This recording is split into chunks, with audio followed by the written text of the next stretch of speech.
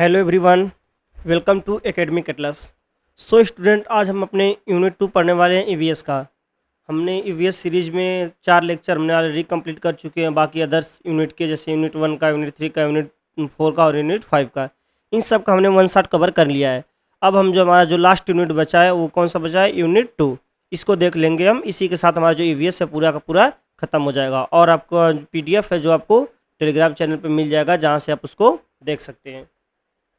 तो so student, सबसे पहले हम देख लेते हैं आज की क्या पढ़ने वाले हैं हम। जो हमारा यूनिट 2 है उसमें क्या क्या उसका सिलेबस क्या है, उसमें क्या क्या से टॉपिक्स है जो हमें पढ़ने वाले हैं। जो हमारा पहला टॉपिक है वो है क्या है? Natural resources. नेचुरल रिसोर्सेज के बारे में बात करेंगे। नेचुरल रिसोर्सेज क्या है? वो तो अब जैसे पानी हो गया, जल हो गया, पेड़ पौधे, ये सब क्या हमारे नेचुरल रिसोर्सेज हैं। तो इन्हीं सब चीज़ों को हम पढ़ेंगे। जैसे वहाँ पे दिया गया है water resource, mineral resource, energy resource, forest resource. ये सब जो रिसोर्स दिए गए हैं, इन सब रिसोर्स के बारे में हम पढ़ेंगे। तो सबसे पहले हम जान लेते हैं कि नेचुरल रिसोर्सेज क्या है, इसको किस तरह से डिवाइड किया गया है और क्या क्या से इसके क्लासिफिकेशन क्या क्या होते हैं। जैसे डेफिनेशन की बात करें हम, natural resources are resource that occur on earth and are formed solely through natural process with no human intervention required. मतलब कि नेचुरल रिसोर्सेज वो रिसोर्सेज हैं जो हमारे एटमॉस्फेयर में, इन्वायरमेंट में पाई जाती हैं, और उनके बनने में या फिर किसी तरह से फर्टिलाइजेशन में इसका ह्यूमन की कोई एक्टिविटी नहीं रहती है, अपितु बल्कि इन ह्यूमन उसको क्या डिस्ट्रैक्ट कर देता है। तो यही बात यहाँ पे कहना चाह रहा है कि वही चीज़ें कि जो नेचुरल रिसोर्सेज है हमारे इन्वायरमेंट में, जो चीज़ें नेचुरल से हमें मिलती है, जैसे हवा हो गया, हवा तो इंसान बना नहीं सकता, पानी हो गया, ये सब क्या है, फॉरेस्ट, जंगल वगैरह सब हमारे नेचुरल रूप से हमें मिलते हैं। क्योंकि हम पेड़ तो बढ़ा नहीं सकते हैं, पेड़ तो नेचुरल तरीके से ही बढ़ेगा अपने तरीके से। तो ये सब जो चीज़ें हमें मिली हैं हमारे क्या नेचुरल रिसोर्सेज हैं, इन्हीं सब के बारे में आज हम पढ़ेंगे। Natural resources are materials and components that can be found within the environment and are both used by humans for survival and economic activity. ये जो नेचुरल रिसोर्सेज हैं are material and component, material component हैं क्या किसके? That can be found within the environment. ये क्या है? Environment के विद इन, मतलब इन्वायरमेंट में ही पाए जाते हैं। And are both used by human for survival and the economic activities. और ये दोनों में काम आते हैं। किसके? ह्यूमन के सर्वाइवल के लिए काम आते हैं कि ह्यूमन रह सकता है जिंदा, उसके जीवन डेली के रोज़मर्रा की उसकी ज़िंदगी है उसका काम में आता है, हर पल काम में आता है। जैसे सांस तो हम हमेशा लेते रहते हैं, हवा लेते रहते हैं। तो वही चीज़ यहाँ पे बताया गया कि ह्यूमन के सर्वाइवल के लिए और इकोनॉमिक एक्टिविटीज़, जैसे कि अगर वाटर हो गया, वाटर डैम वगैरह बन रहा है तो उससे कहीं ना कहीं आपको लाइट मिलती है, बिजली मिलती है। और बहुत सारे ऐसे हैं रिसोर्सेज, जैसे नेचुरल रिसोर्स एक हो गया वाटर, सोलर हो गया, सोलर से हम एनर्जी लेते हैं। तो जब नेचुरल रिसोर्सेज हैं ये इकोनॉमिक एक्टिविटी में भी काफ़ी पार्टिसिपेट करते हैं। अब इसके टाइप्स के बारे में बात कर लेते हैं कि इसके क्या क्या टाइप्स हैं। इसके टाइप्स के बारे में बात करते हैं, नेचुरल रिसोर्सेज के क्या क्या से टाइप्स है। जैसे यहाँ पे renewable energy source, renewable energy source के बारे में बात करें तो रिन्यूएबल एनर्जी सोर्स वो एनर्जी सोर्स है जिसको यूज करने से हमारे एटमॉस्फेयर पे कोई उसका बुरा इम्पैक्ट नहीं पड़ता, हार्मफुल नहीं होता हमारे एटमॉस्फेयर के। जैसे वाइंड एनर्जी ले लेते हैं हम, सोलर एनर्जी ले लेते हैं, ये क्या एनर्जी रिसाइकल होती रहती है, इनको हम, इसका कोई भी बुरा असर हमारे एटमॉस्फेयर पे, इन्वायरमेंट पे नहीं पड़ता है। इसको बोल रिन्यूएबल एनर्जी सोर्स देखेंगे। Resource that can B replenished naturally over short period of time, example solar energy. मैंने बात करा सोलर एनर्जी होता है एक, सोलर एनर्जी क्या है? एक रिन्यूएबल एनर्जी सोर्स है। और सेकंड क्या है? Wind energy. और थर्ड क्या है? वाटर, जैसे रिवर्स लेक एंड रेंस हो गए, बायोगैस हो गए, जियो थर्मल एनर्जी, ये सब क्या है? हमारे रिन्यूएबल एनर्जी सोर्स है। इन सबको यूज की, जैसे बायोगैस वगैरह हो गए, इन सब की यूज़ करने से क्या होता है कि हमारे जो एटमॉस्फेयर में जो हार्मफुल चीज़ें जा रही हैं, जो ग्रीन हाउस हो रहा है, ग्रीन हाउस आ रही हैं, मिशंस हो रहे हैं, बाकी सब ग्रीन हाउस गैसेस का, तो इन सब से हम क्या करते हैं? बच जाते हैं। और उसके बारे में बात करें नॉन रिन्यूएबल एनर्जी सोर्स, इसके बारे में बात करें जैसे फॉजिल फ्यूल्स हो गया, मिनरल्स हो गया, न्यूक्लियर फ्यूल्स हो गया। फॉजिल फ्यूल्स जैसे कोल को, ऑयल को, नेचुरल गैस को जलाते हैं, उससे हम एनर्जी लेते हैं। मिनरल्स को जैसे गोल्ड, सिल्वर एंड आयरन और यूरेनियम एंड प्लेटिनम, इन सब से जो भी हम एनर्जी लेते हैं, एनर्जी सोर्स इसमें आते हैं, नॉन रिन्यूएबल एनर्जी सोर्स में आते हैं। इसको रिन्यूएबल नहीं कर जा सकता क्योंकि इसमें जो इमिशंस होते हैं ग्रीन हाउस गैसेस का या फिर रेडियोएक्टिव चीज़ें जो भी आती है, उससे हमारे इन्वायरमेंट में बुरा प्रभाव पड़ता है और हमारे इन्वायरमेंट हार्म हो जाता है।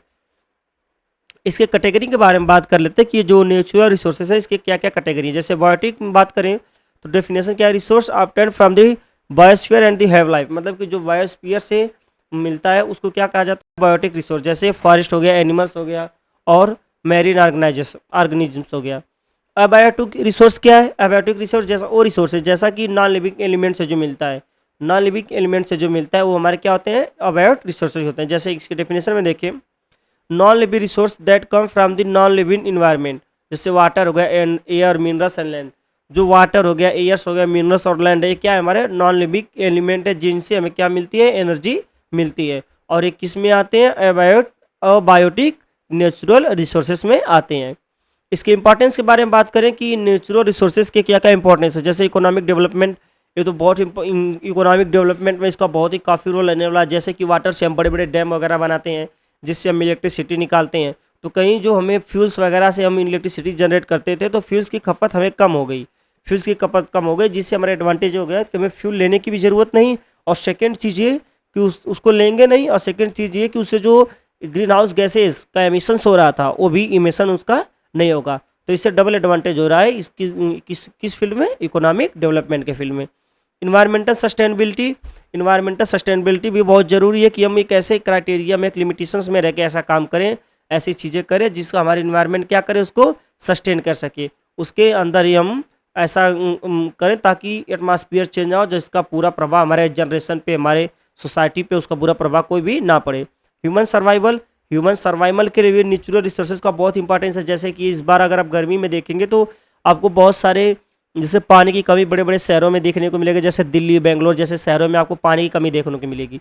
तो ये जो चीज़ें हैं ह्यूमन सर्वाइवल के लिए, जो नेचुरल रिसोर्सेज ख़त्म हो रहे हैं, इन कहीं ना कहीं ह्यूमन को इससे बहुत ही प्रॉब्लम हो रही है। और दूसरी चीज़ ये, जो इंडस्ट्रियल एरिया वगैरह हो गए वहाँ पे क्या होता है कि जो कंपनी से, फैक्ट्री वगैरह से जो काला धुआं निकलता है एयर में मिलता है, जिससे एयर पॉल्यूशन होता है। और लोग जब सांस लेते हैं उनके अंदर जब वो जाते हैं, पीएम की अमाउंट जब बढ़ जाता है एयर में, जिसकी वजह से एयर पॉल्यूटेंट हो जाता है, और जब वो सांस से अंदर जाता है तो तरह तरह की बीमारियाँ इंसान में पैदा कर सकता है। तो ये ह्यूमन सर्वाइवल के लिए बहुत ही ज़रूरी है। और टेक्नोलॉजिकल एडवांसमेंट, इसके लिए वजह से many technology इन्वेशन relay on the availability of natural resources.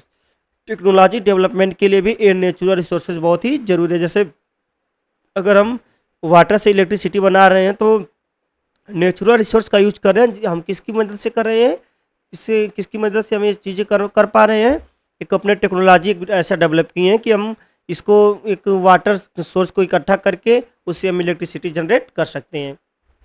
और वाटर रिसोर्सेज के बारे में बात करें, वाटर रिसोर्स जैसे कि हम नेचुरल रिसोर्सेज में बात करा, वाटर हो गया, एयर हो गया, और जो फॉरेस्ट रिसोर्स है, तो इसमें जो नंबर 1 है हमारा क्या है, वाटर रिसोर्स। उसके बारे में बात करते हैं।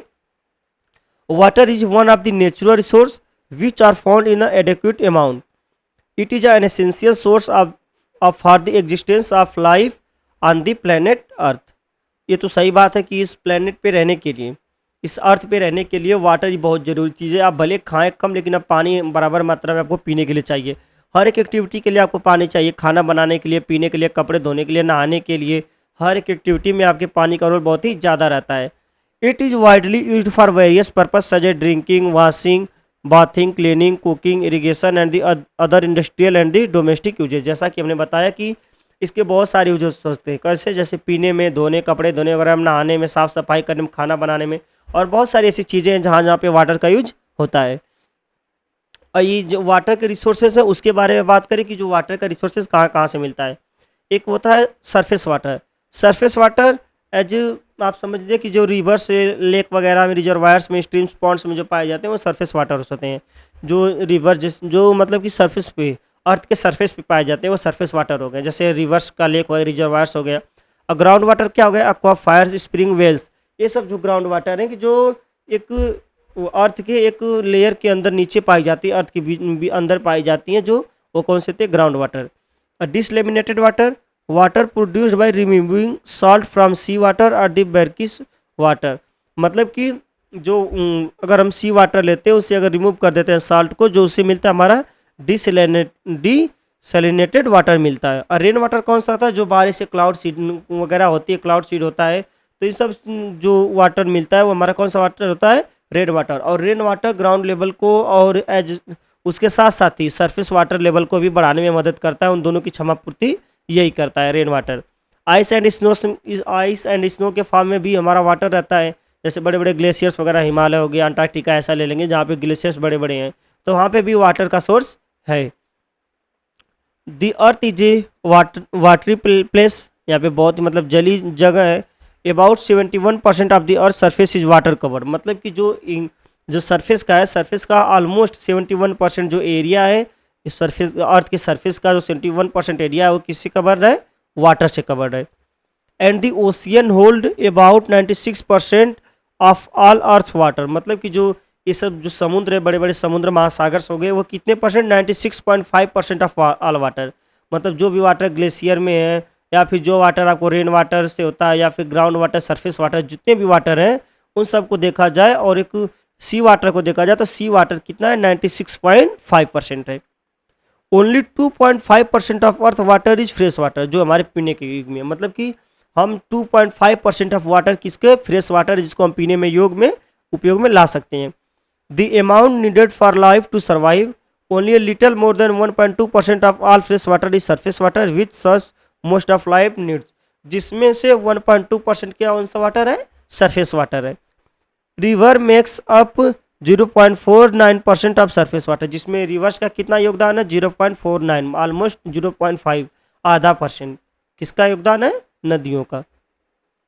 अब good quality air, good quality water के बारे में बात कर लेते हैं कि गुड क्वालिटी वाटर क्या होते हैं और ये कैसे मिलते हैं, इन सब चीज़ों के बारे में बात कर। जैसे physical characteristics, good quality water का फिजिकल तो ये होगा कि क्लियर दिखना चाहिए, साफ सुथरा रहना चाहिए और कलरलेस रहना चाहिए, उसका कोई कलर ना हो, ऑर्डरलेस होना चाहिए। गुड क्वालिटी जैसा क्लियर की बात करें तो the water should be transparent and free of any visible cloudiness और सेडिमेंट, मतलब कि जो क्लियर वाटर है वो क्लियर दिखना चाहिए, उसमें किसी प्रकार का कोई भी विजिबल क्लाउडीनेस या भी सेडिमेंट वगैरह नहीं होना चाहिए। और colourless, ideally drinking water should B colourless, तो ऑब्वियस सी बात है कि जो ड्रिंकिंग वाटर होता है वो कलरलेस होता है, उसका कोई कलर नहीं होता है।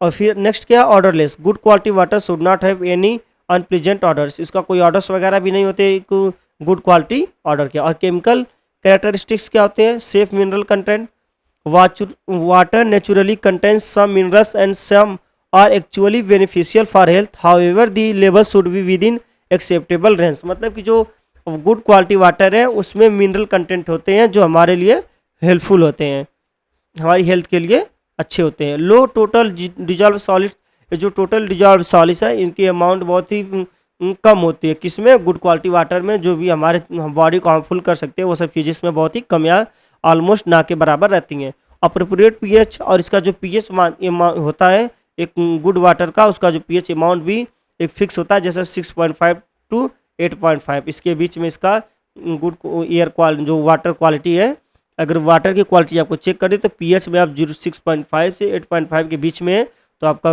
वाटर क्या है? अच्छा है, पीने लायक है। इसका बायोलॉजिकल कैरेक्टरिस्टिक्स को देख लेते हैं। बायोलॉजिकल कैरेक्टरिस्टिक्स क्या है इसको देख लेते हैं। Biological characteristics, free of harmful micro organism, में तो सही बात है कि माइक्रो ऑर्गेनिज्म जो भी जीव, जैसे जो भी जीव कीड़े मकोड़े वगैरह हो गए, ये सब क्या है, इसे फ्री रहना चाहिए, उसमें ये सब कोई भी कीड़े मकोड़ा वगैरह नहीं हो। Safe level of disinfectants, if the water is treated with chlorine और other disinfection the residual level should be within safe limits, अगर इसका क्लोरीन से क्लोरिफिकेशन किया जाता है वाटर का तो क्या हो जाता है? क्लीन हो जाता है और पीने लायक हो जाता है। Water borne disease, water induced disease, इसके क्या क्या चुनौतियाँ हैं, क्या क्या समस्या हैं, उसके बारे में बात करते हैं। Water disease are illness caused by consuming contaminated water, this can happen when water is polluted with faeces chemicals और अदर हार्मफुल सब्सटेंस। ये सब क्या है? एक वाटर की जो कमी है, वाटर की समस्या है, एक बीमारी की तरह है जो एक शहर से दूसरे शहर में हो रही है, और इसलिए हो रही है क्योंकि हम जितना ज़्यादा वेस्टेज वाटर का वेस्ट कर देते हैं अपने अलग कामों में, जहाँ पे 1 बाल्टी लगती है वहाँ पे 2 बाल्टी लगाते हैं, और ज़्यादा कंजम्पशन हो रहा है, जैसे पॉपुलेशन बढ़े उसके साथ ही वाटर का कंजम्पशन भी ज़्यादा हो रहा है। तो ये सब चुनौतियाँ, ये सब समस्याएँ हैं। Water borne disease, this refers to illness caused by ingesting contaminated water with harmful microorganism like bacteria, virus or the parasites or toxin. It is the most common term used to disease spread through the unsafe drinking water. जो drinking water होता है उसको unsecured होता है, जब उसमें bacteria, virus और parasites ये सब जो होते हैं, ये सब जब माइक्रो ऑर्गेनिज्म उसमें क्या कर देते हैं, मिल जाते हैं, घुल जाते हैं, जो क्या होता है वाटर पीने लायक नहीं रहता हो, और उसके पीने से बहुत सारी समस्याएं हो जाती हैं, इंसान को बहुत सारी दिक्कतें होती हैं, परेशानियां हो जाती हैं, बहुत सारी बीमारी का भी सामना करना पड़ता है। Water induced disease used more broadly to describe any health issue indirectly related to water. अब उसके बारे में बात करते हैं, किसके बारे में, कि जो वाटर बॉर्न डिसीज हो रही है उसके बारे में हम बातें कर रहे थे कि क्यों और कैसे हो रही है, जैसे क्या क्या उससे हो रहा है। जैसे कलरा हो गया, this bacterial infection cause severe diarrhoea and the dehydration, ये सब इसके रीजन। जैसे कलरा हो गया आपको, ये सब क्या है, किसकी वजह से हो रहा है, खराब पानी, गंदा पानी खाने पीने से आपको ये सब हो रहा है। टाइफाइड हो गया, टाइफाइड भी एक बहुत बड़ी इंसान में बीमारी होती है, फीवर होता है जो हर एक इंसान में ऑलमोस्ट हो जाता है। ये टाइफाइड भी किस वजह से होता है, जब आप अच्छे पानी का सेवन नहीं करें, आपका खाना पाना अच्छा नहीं है, आप गंदे चीज़ों का सेवन करें जिसमें बैक्टीरिया, पैरासाइट ये सब चीज़ें ज़्यादा हैं, तो वहीं पे आपको टाइफाइड, कलरा जैसी समस्या का सामना करना पड़ सकता है। और भी कुछ ऐसी बीमारियां जैसे हेपेटाइटिस, डिसेंट्री, ये सब क्या, जार्डिया, ये सब क्या है कि ये सब दिक्कतों का आपका सामना पड़ सकता है। ये सब बीमारियां हो सकती है किसके, आप अगर अनसेफ ड्रिंकिंग वाटर का यूज करते हैं जिसमें बहुत सारे बैक्टीरिया वगैरह घुले रहते हैं। और उसके सही करने के क्या कारण है, उसको सही करने के वाटर बॉर्न जो हमारे दिक्कतें हो रही हैं, वाटर बॉर्न मतलब ख़राब पानी पीने की वजह से जो समस्याएं हो रही हैं, उनसे बचने के लिए क्या क्या, उससे चुनौतियों से निपटने के लिए क्या क्या चीज़ें हैं, उस बारे में बात करते हैं। ड्रिंक सेफ वाटर, तो सही बात है कि अच्छा पानी पीना चाहिए। वॉश योर हैंड ऑफन, अपने हाथ को रेगुलरली बेसिस पे धुलना चाहिए। प्रैक्टिस गुड हाइजीन, मतलब जो खाना पीना खा रहे हैं अच्छा ऐसा करें कि उसका प्रैक्टिस ऐसा रखें कि अच्छा खाना खाए पिएँ। Be careful with food, food के साथ भी अच्छा मतलब है कि अच्छा खाना पीना खाएं, हेल्दी खाना खाएं। गेट वैक्सीनेटेड, समय के साथ अपने आप को वैक्सीनेटेड करते रहें। इसके लिए अब जैसे यहाँ पे दिखाया गया कि इन सब चीज़ों की क्या समस्या है ड्रिंकिंग वाटर की। जब ड्रिंकिंग वाटर में ज़्यादा फ्लोराइड हो जाता है, आर्सेनिक हो जाता है, तो ये सब जब हो जाता है तो ड्रिंकिंग वाटर में, तो उससे क्या क्या चुनौतियाँ आ रही हैं। जैसे यहाँ पे क्या हो जाता है, डेंटल डेंटल फ्लोरोसिस, क्या होता है कि इससे दांत खराब हो जाते हैं। यहाँ पे दिख भी रहा हो कि डेंटल फ्लोरोसिस हो गया, जिसकी वजह से दांत पीले पीले हो गए, दांत टूटा है, कहीं कहीं पे दांत अच्छे नहीं, मतलब अच्छे नहीं है, कहीं पे सफ़ेद पीला है, यहाँ पे टूटा फूटा है, मतलब कि दांत समझ लीजिए कि ख़राब है, हमेशा दर्द जैसा माहौल रहेगा। और ये स्केलेटल फ्लोराइड, जैसे कि फ्लोराइड्स की अमाउंट ज़्यादा हो जाती है तो ये पैर टेढ़ हो जाती है, हड्डियाँ टेढ़ी हो जाती हैं। जैसे अगर बात करें जिसमें क्या जो पॉइंट्स दिए गए हैं, fluoride and arsenic are naturally occurring element but at high levels in drinking water they can cause serious health problem. Here is a breakdown of the issue. जो फ्लोराइड और आर्सेनिक है तो नेचुरल एलिमेंट है, तो obvious सी बात है, तो आप जानते ही हैं। लेकिन जब ये इनकी अमाउंट जब वाटर में ज़्यादा हो जाती है तो कौन कौन सी चुनौतियों का सामना करना पड़ता है, जैसे डेंटल फ्लोरोसिस हो गया, दांतों में हो गया, स्केटर फ्लोरोसिस, ये सब समस्याओं का सामना करना पड़ता है। जैसे fluoride benefits at low level around 0.7 parts per million. Fluoride help prevent tooth decay by strengthening tooth enamel, this is why many country and fluoride to public water supply. मतलब कि जब ये इसकी अमाउंट इतने में रहती है 0.7 ppm तक रहती है तो एक अच्छा होता है और हमारे दांत को हेल्दी भी रखता है। प्रॉब्लम्स क्या होती है, when consumed at high level over a long period typically above 4 parts per million fluoride can cause dental fluorosis. जब वही इसका अमाउंट 4 ppm हो जाता है और उसको हम ज़्यादा कंज्यूम करते हैं तो वही हमारे लिए डेंटल प्रॉब्लम क्रिएट कर देता है। जैसे डेंटल फ्लोरोसिस आपको यहाँ पे क्लियरली दिख रहा है। 1.5 मिलीग्राम से 1.4 milligram per litre can lead to white spot on mottling on teeth and it in severe cases weakened tooth enamel. ये क्या करता है कि जब इतने पर लीटर इतने अमाउंट में हो जाता है ये फ्लोराइड, तो क्या करता है कि एनिमल को भी कमज़ोर कर देता है। जो कि 0.7 जब इसका अमाउंट था तो एनिमल को मजबूत कर रहा था, लेकिन जब 4 हो गया तो क्या करता है, एनिमल को कमज़ोर कर दे रहा है। जब 4 ग्राम से 10 ग्राम हो जाता तो क्या होता है, skeletal fluoride can also develop. ये जो स्केलेटल फ्लोराइड जिसमें पैर की हड्डियाँ टेढ़ी हो जाती हैं, causing bone pen, stiffness and the joint problem, ये सब प्रॉब्लम का आपको सामना करना पड़ता है।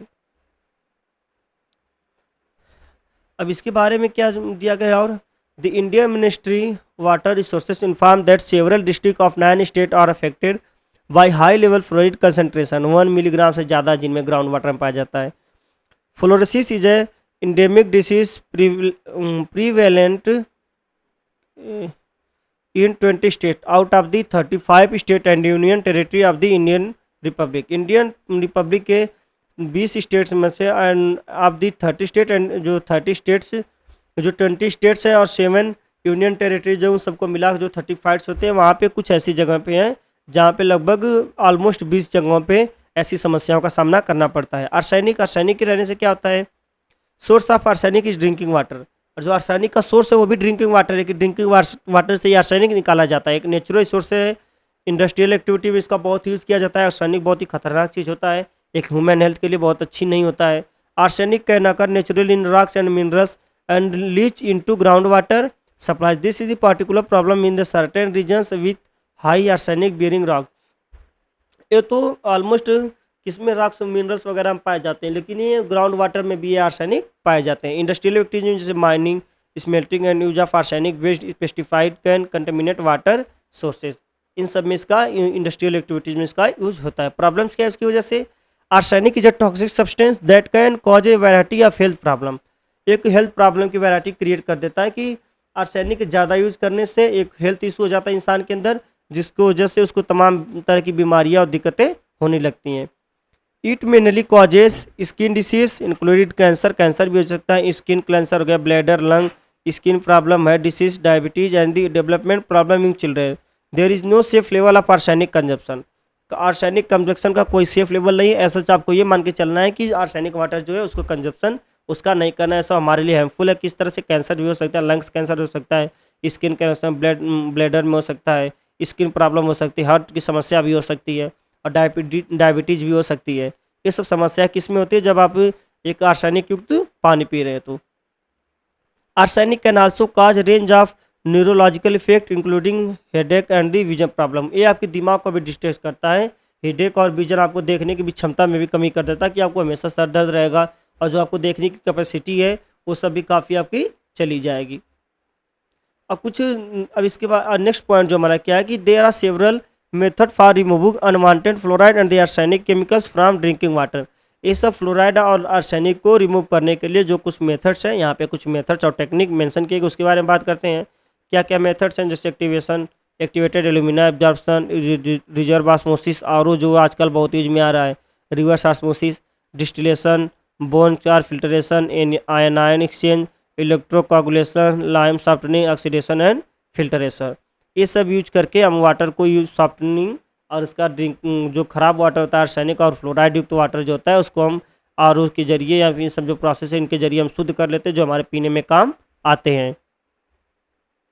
अब मिनरल रिसोर्सेज के बारे में बात करते हैं कि मिनरल रिसोर्सेज क्या है और ये कौन कौन से हैं, इसके बारे में देख लेते हैं। मिनरल रिसोर्सेज और नेचुरली अकरिंग सब्सटेंट, तो सही बात है क्योंकि हम नेचुरल रिसोर्स पढ़ ही रहे तो नेचुरल रिसोर्स है। Extracted from economic and industrial purpose, classified into metallic, non metallic and the energy minerals. इन सब चीज़ों में इसको क्लासिफाइड किया गया, किस किस में, metallic, non metallic and energy minerals में। और एक हमारे लिए एक इंडस्ट्रियल पर्पज से और इकोनॉमिकल पर्पज से ये मिनरल हमारे लिए मिनरल रिसोर्सेज बहुत ही ज़रूरी हैं। Mineral resources are essential for the economic growth and the industrial application. सही बात है कि एक जैसे मिनरल्स वगैरह जो पाए जाते हैं वाटर में, कि ये सब हमारे लिए बहुत ही हेल्पफुल होते हैं और ये अगर अच्छे रहते हैं तो कई सारे कंट्रीज में अपना वाटर सप्लाई करते हैं जहाँ से अच्छा खासा इनकम बन सकती है। और इंडस्ट्रियल पर्पज में भी इसका जो होता है जहाँ से निकलते हैं मिनरल्स वगैरह, requirement sustainable management to balance benefits with environmental protection. इसके टाइप्स कौन कौन से मिनरल रिसोर्सेज के, जैसे मेटेलिक मिनरल्स हो गया, जैसे आयरन और हो गया, copper, gold and silver, aluminium, ये सब मिनरल्स वगैरह इस एक नेचुरल रिसोर्सेज के रूप में हमें मिलते हैं।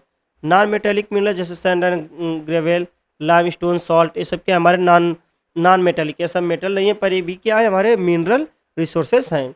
एनर्जी मिनरल जैसे कोल हो गया, oil, natural gas, uranium, geothermal minerals, ये सब हमारे क्या है एनर्जी मिनरल्स हैं। ये भी मिनरल्स में आते हैं, नेचुरल मिनरल रिसोर्सेज में आते हैं। एनर्जी हो गई, नॉन मेटेलिक और मेटेलिक हो गई। नोट क्या दिया गया इसमें, from this topic we have to only focus on material cycle of the nitrogen, sulphur and the carbon. जो नाइट्रोजन, सल्फर और कार्बन साइकिल है इसके बारे में भी हमें बस फोकस करना है। तो सबसे पहले हम अपना कार्बन साइकिल के बारे में बात करते हैं कि कार्बन साइकिल क्या होता है। कार्बन साइकिल बेसिकली होता है कि जैसे क्या होता है कि जो डस्ट वगैरह होती है, चीज़ें ख़राब चीज़ें होती हैं, जैसे इंडस्ट्री वगैरह से, जैसे फाजिस फ्यूल्स हो गए, फ्यूल्स वगैरह हो गए, तो फ्यूल्स वगैरह से क्या होता है कि जब हमको इंडस्ट्री में या फिर व्हीकल वगैरह में यूज करते हैं उसका, तो उससे जो एमिशंस होता है, ग्रीन हाउस गैसेस होती हैं, कार्बन डाइऑक्साइड होती हैं, कार्बन मोनोऑक्साइड होती हैं, ये जब निकलती हैं क्लोरोफ्लोरोकार्बन सब जो निकलती हैं एटमॉस्फेयर में जाके मिलती हैं। तो एटमॉस्फेयर से पेड़ पौधे इनको लेते हैं, कंजप्शन करते हैं इसका, किसके जरिए कि खाना बनाने के लिए, अपना सिंथेसिस के लिए, किससे सन के रेडिएट के सन के लाइट से उसे एनर्जी लेते हैं, और कार्बन डाइऑक्साइड को कंजप्शन करते हैं उन दोनों को कंजप्ट करके ये फोटोसिंथेसिस के जरिए ये अपने आप को खाना बनाते हैं, जो मिट्टी में ये मिला देते हैं, जिनको इंसान भी खा सकता है, कोई भी खाते हैं।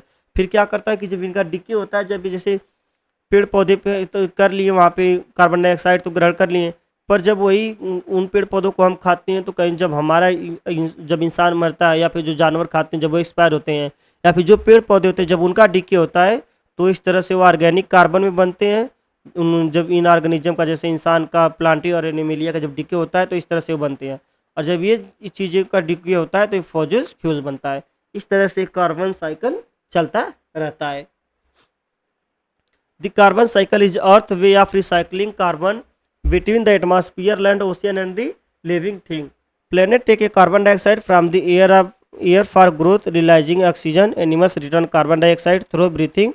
This is a fast cycle. तो सही बात है कि एनिमल कार्बन डाइऑक्साइड रिलीज करता है, और जो पेड़ पौधे होते हैं वो ऑक्सीजन रिलीज करते हैं और कार्बन डाइऑक्साइड एब्जॉर्ब करते हैं। Over millions of year dead plant and the animals buried deep underground can turn into fossil fuels. This slow cycle stores carbon for a long time. मतलब कि ये तो बहुत फास्ट प्रोसेस है कि पेड़ पौधे ऑक्सीजन प्रोड्यूस करते हैं और कार्बन डाइऑक्साइड कंजम्पशन करते हैं, और इंसान कार्बन डाइऑक्साइड प्रोड्यूस करते हैं और ऑक्सीजन कंजम्पशन करते हैं, तो फास्ट प्रोसेस हो गया। लेकिन जब इंसान का या फिर पेड़ पौधों का जो भी एनिमलिया प्लांटी का जब डिके होता है, तो जो फॉसिल फ्यूल से जो बनते हैं वो सब बनने का जो प्रोसेस होता है बहुत ही स्लो होता है। Burning fossil fuels release large amount of CO2 back into the atmosphere, upsetting the natural balance. This is the key driver of the global warming. ये तो ग्लोबल वार्मिंग का की ड्राइवर, क्योंकि जब ज़्यादा अमाउंट में आएगा तो कहीं ना कहीं ये सब चीज़ों का सामना करना पड़ेगा, ग्लोबल वार्मिंग का सामना तो करना पड़ेगा ही। लेकिन एक कार्बन साइकिल है, ये हमारा दिखा गया किस तरह से कार्बन प्रोड्यूस होता है, किस तरह से कंजप्शन होता है और कौन कौन फार्म से होके गुजरता है। By reducing our reliance on fossil fuels and protecting forest, we can help keep the carbon cycle in the balance for a healthy planet. एक कार्बन साइकिल को हमें बैलेंस करना चाहिए, किस लिए कि हेल्दी प्लेनेट को अगर चलाना है, हमें जनरेशन लंबी करनी है ताकि अर्थ का लाइफ जो टाइम पीरियड वो लंबा रहे, तो इन सब चीज़ों का हमारे जो नेचुरल रिसोर्सेज है उनको लिमिटेशन में यूज करें ताकि उनकी कमी ना हो पाए। नाइट्रोजन साइकिल क्या है? नाइट्रोजन साइकिल भी बेसिकली इसी तरह से होता है, जो क्या होता है बैक्टीरियास वगैरह में, ये तो इंसान में, पेड़ पौधे में और फॉसिल फ्यूल्स वगैरह में जाते हैं, लेकिन ये क्या है कि एक बैक्टीरिया के जरिए, कुछ मिनरल्स वगैरह के जरिए ये नाइट्रोजन का होता है। जैसे मिनरल्स वगैरह, जैसे एज ए सेंस ले लें तो हम जैसे मिनरल्स जो खाद डालते हैं, यूरिया वगैरह डालते हैं, तो इसमें नाइट्रोजन की अमाउंट होता है। तो ये सब जो नाइट्रोजन्स वगैरह हो गए, ये सब एक इनका भी योगदान रहता है लिविंग नॉन लिविंग में, लेकिन एक ह्यूमन से थोड़ा हट के होते हैं, या ह्यूमन के लिए थोड़ा नुकसानदायक भी होते हैं। The nitrogen cycle is a continuous process with 4 main steps. Nitrogen fixation, atmospheric nitrogen gas N2 unusable. किसके लिए? इंसान के लिए तो है ही।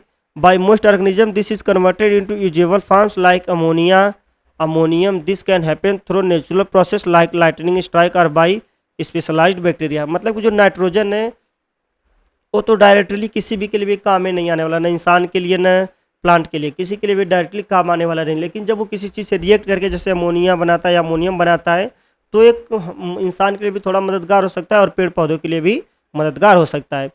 Nitrogen assimilation, plant absorb this usable nitrogen compound from the soil to build protein and the other essential molecules.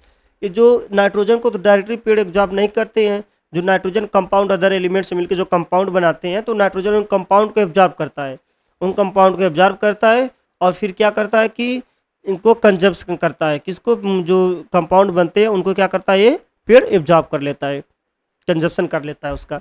Animal then consumes plant incorporating nitrogen into their body. और इंसान क्या करते हैं, एनिमल्स वगैरह, और प्लांट को कंजप्शन उसका करते हैं, जिसकी वजह से नाइट्रोजन इंसान की बॉडी में चला जाता है।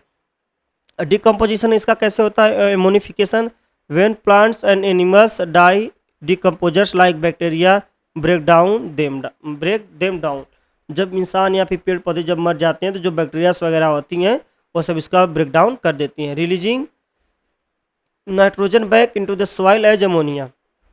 और वापस से जो अमोनिया है उसको वापस में नाइट्रोजन और नाइट्रोजन को as a form of ammonia water में रिटर्न कर देती हैं। Nitrification and denitrification, specific bacteria convert ammonia into nitrates and then nitrates plant readily take up nitrates, but some denitrifying bacteria can convert nitrates back into atmospheric nitrogen gas completing the cycle। इस cycle को complete करने, जब ये cycle complete होती है इस तरह से कि जाती है प्लांट्स के बाद वहाँ से ह्यूमन, फिर वहाँ से सॉइल्स में आता है बैक्टीरियल के द्वारा, तो ये जो कहीं कहीं इससे कुछ कुछ अमाउंट्स में नाइट्रोजन होती है वो कहाँ चली जाती है, हमारे एटमॉस्फेयर में चली जाती है। सल्फर साइकिल की बात करें कि सल्फर साइकिल में ऐसा क्या होता है, mineralisation, organic sulphur become available when decomposers break down dead plants and the animal containing sulphur based amino acid. जो सल्फर बेस्ड एमिनो एसिड होते हैं या फिर जो डेड प्लांट्स होते हैं वो क्या करते हैं कि जब उनका डिकम्पोजर्स होता है, ब्रेक डाउन होता है, उनका डिकम्पोज हो जाते हैं बैक्टीरिया वगैरह द्वारा, तो क्या करते हैं कि वो ऑर्गेनिक सल्फर में बदल जाते हैं। This release inorganic sulphur compound like hydrogen sulphide H2S into the soil. ये क्या करते हैं, H2S क्या करते हैं, मिट्टी में मिला देते हैं, किसकी वजह से, जब इनका डिकम्पोजर होता है। नेक्स्ट हमारा क्या है, ऑक्सीडेशन। ऑक्सीडेशन की बात करें तो ऑक्सीडेशन क्या है उसको देख लेते हैं। Bacteria play crucial role in converting this inorganic sulphur compound. क्या करता है बैक्टीरिया, बहुत इंपॉर्टेंट ऐसी चीज़ है, जैसे बैक्टीरिया तो ऑक्सीजन में भी, जब कार्बन साइकिल पढ़े थे उसमें भी काम आया था, नाइट्रोजन साइकिल में भी काम आता है, उसी तरह से सल्फर साइकिल में बैक्टीरिया का बहुत ही यूज है। ये क्या करता है कि bacteria oxidise H2S into element sulphur and और sulphate, a more usable form for plants. जो ये सल्फर है पेड़ पौधों के लिए बहुत ज़रूरी होता है, इसमें इसको ब्रेक डाउन कर देता है। Plant and microbe Uptake plants can measure sulphate from the soils and incorporate it into essential molecules like proteins. और क्या करता है कि एक जो सल्फेट्स बढ़ता है पेड़ पौधे, इसको क्या करते हैं, कंजप्शन कर लेते हैं इसका, और इसको कंजप्शन करने के बाद इसका एक फॉर्म में किस में चेंज करते हैं, प्रोटीन में चेंज कर सकते हैं, जिसको इंसान भी ले सकता है, जानवर वगैरह कोई भी इसका कंजप्शन कर सकते हैं। एसिमिलेशन की बात करें तो एज एनिमल्स कंज्यूम प्लांट्स और other organism they take up the organic sulphur compound. जैसा कि अगर इंसान या फिर अदर कोई भी एलिमेंट्स वगैरह, एनिमल्स वगैरह इनका कंजप्शन करते हैं तो कहीं ना कहीं एक सल्फर के रूप में कुछ कंपाउंड्स वगैरह उसका कंजप्शन करते हैं। This transfer sulphur through the food chain, और ये जो ट्रांसफर होता है एक फूड चेन से होता है। रिडक्शन भी, रिडक्शन वही जब इंसान से, जब फिर से इंसान का डिकम्पोजिशन या फिर एनिमल्स वगैरह का डिकम्पोजन होता है तो फिर से वो बैक्टीरिया के जरिए सॉइल्स में मिल जाते हैं। अब एनर्जी सोर्स की बात करें हम, एनर्जी सोर्स क्या होता है, एनर्जी सोर्स दो टाइप्स के हमने बताए गए यहाँ पे। एनर्जी सोर्स एक हो सकती है कि इन रिन्यूएबल एनर्जी सोर्स और नॉन रिन्यूएबल एनर्जी सोर्स, दो टाइप से एनर्जी सोर्स हैं।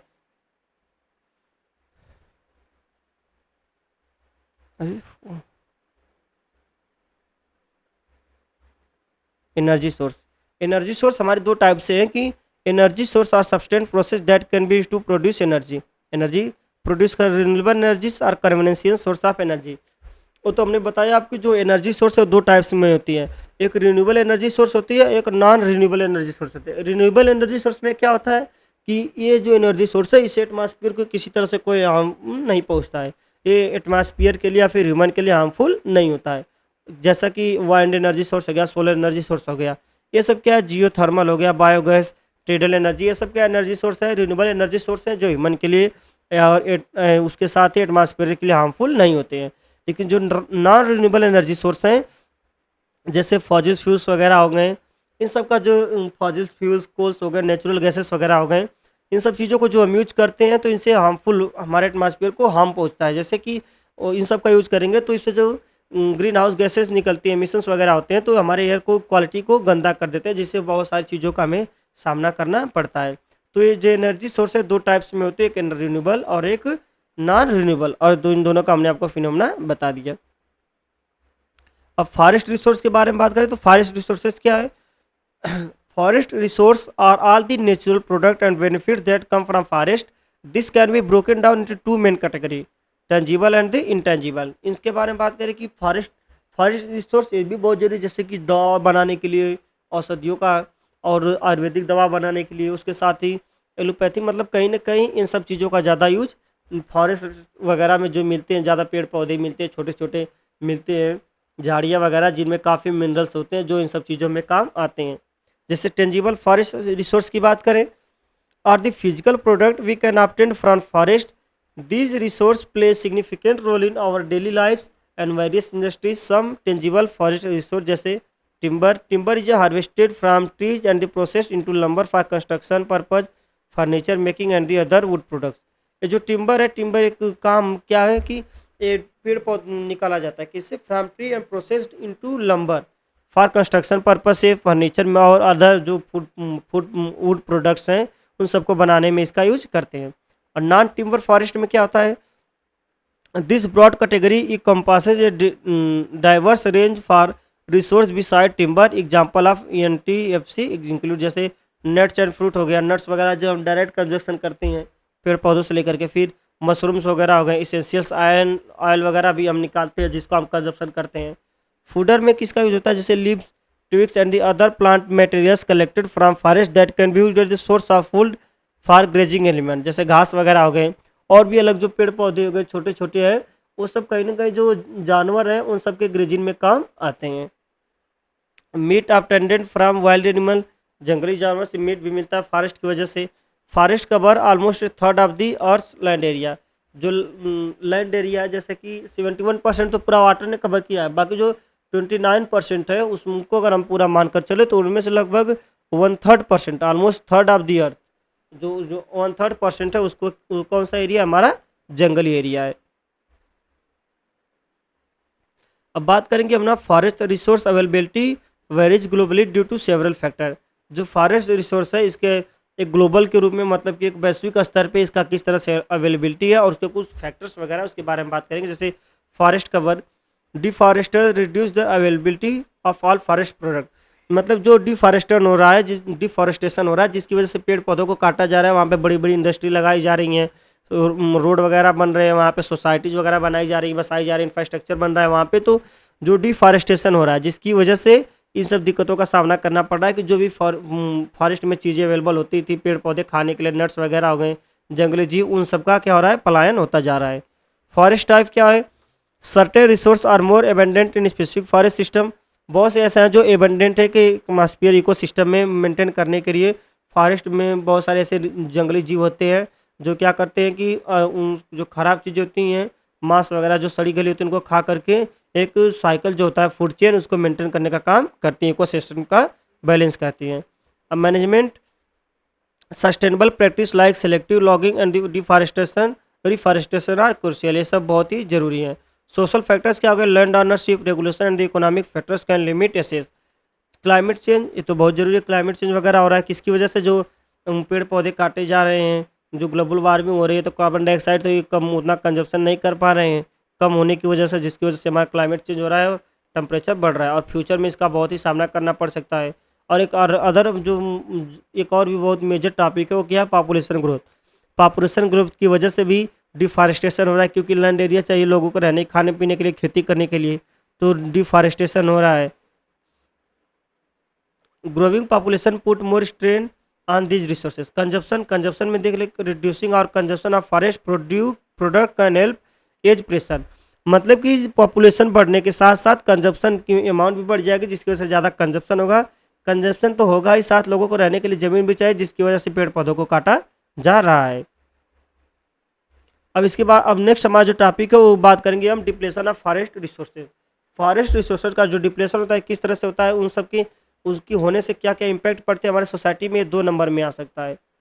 अगर इन दोनों के इसके बाद इम्पैक्ट भी अगर पढ़ाएंगे यहाँ पे, फॉरेस्ट डिप्लेशन का जो सोसाइटी पे इम्पैक्ट पड़ता है उन दोनों का मिला के 7 नंबर में आ सकता है, लेकिन डिप्लेशन आएगा तो आपको 2 नंबर में लिखने को आ सकता है। जैसे लॉस ऑफ बायोडाइवर्सिटी, बहुत सारे जंगली जीवों को, ऐसा जो जानवर जो सिर्फ जंगलों में रहते हैं उनको हम खो देते हैं। डैमेज टू नेचुरल हैबिटेट्स, जो नेचुरल का जो हैबिटेट्स बना है, एक इकोसिस्टम बना है, वो उसका भी यहाँ पे क्षय होता है, वो भी हम खतरे में आ जाता है। डिस्टर्बेंस इन वाटर साइकिल में भी नुकसान है, क्यों, क्योंकि वाटर साइकिल काफ़ी गंदा हो जाता है जिसकी वजह से वो सरफेस वाटर हमारे लिए अच्छा नहीं होता है। सॉइल इरोजन, जैसे पेड़ पौधे क्या है कि ये मिट्टी पे रहते हैं तो सॉइल इरोजन को रोकते हैं कि बाढ़ वगैरह आ गई तो सॉइल को वहाँ से जाने नहीं देती, जकड़े रहती हैं अपने जड़ों में, तो सॉइल इरोजन का भी काम करते हैं। एयर प्रॉब्लम तो बेसिकली ऑब्वियस सी बात है कि जब वो किसका कार्बन डाइऑक्साइड का कंजप्शन करेंगे तो यह प्रॉब्लम जो होगी वो सही हो सकती है। क्लाइमेट चेंज क्योंकि पेड़ पौधों को अगर हम काट रहे हैं तो उससे क्या हो रहा है, हमारा क्लाइमेट चेंज हो रहा है, जिसकी वजह से बहुत सारी समस्या का सामना करना पड़ा, जैसे ग्लोबल वार्मिंग एक बहुत बड़ी चुनौती हमारे सामने है। और इसका एनवायरनमेंट पे क्या इम्पैक्ट पड़ता है उसके बारे में देख रहे हैं। सॉइल इरोजन है, तो हमने बात करा कि सॉइल इरोजन एक जो मृदा अपरदन इसको हिंदी में बोल सकते हैं, कि जो मृदा होती है, मृदा का क्षय होता है, ये इसको रोकता है। पेड़ पौधे इसको जकड़े रहते हैं, जो मृदा का क्षय होने से रोकता है। क्लाइमेट चेंज जो हमारे सोसाइटी में हो रहा है, जो ग्लोबल वार्मिंग जिसकी वजह से हो रहा है, टेम्परेचर दिन पर दिन बढ़ रहा है, क्लाइमेट चेंज होने की वजह से, किसकी वजह से, डिफॉरेस्टेशन की वजह से। लॉस ऑफ बायोवर्सिटी, ये भी हमने आपको बता दिया। और जो water cycle disruption, global warming, इन सब बारे में हमने आपको बता दिया डिस्कस में डिटेल में कि ये सब क्या होते हैं, इन सब कैसे हमारे सोसाइटी पे, हमारे इन्वायरमेंट पे कैसे बुरा इम्पैक्ट इनका पड़ता है। तो सो स्टूडेंट, हमारा जो यूनिट 2 है ईवीएस का, यहीं पे ख़त्म होता है। और इसी के साथ हमारा जो 5 यूनिट है ईवीएस का, ये ख़त्म हो जाता है। आप इन 5 को आप बाकी इनके डिस्क्रिप्शन में जाके बाकी 4 लेक्चर आप देख सकते हैं।